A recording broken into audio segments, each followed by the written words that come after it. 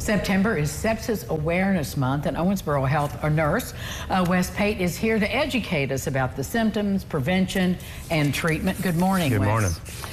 So listen, we were just chatting about hearing that diagnosis of sepsis. So what is it? Well, so there seems to be a really big misconception of what sepsis is, right?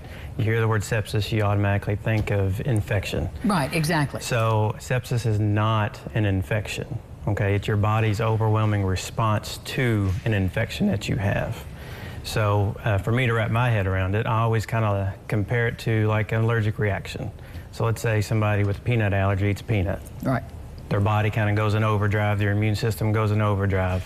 So that's what I equate sepsis as. It's your body's overreaction to the infection that you have. So, okay, what is the weight of that infection then that would create sepsis? Because people have infections all the time, and that is not a result. Correct. So, you know, sepsis is one of those things that not everybody will get, like you just said, right? So, those folks that are immunocompromised, 65 and older, kiddos, less than 1.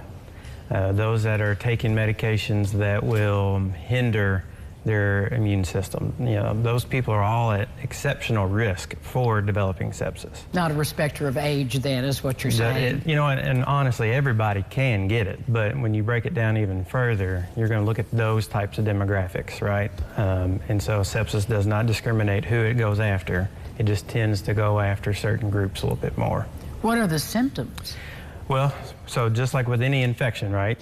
You may have a fever, okay, but also that temperature could go on the low side. So you might be hypothermic. You may have like a 95-degree temperature instead of your normal 98, or what we would think of like 102.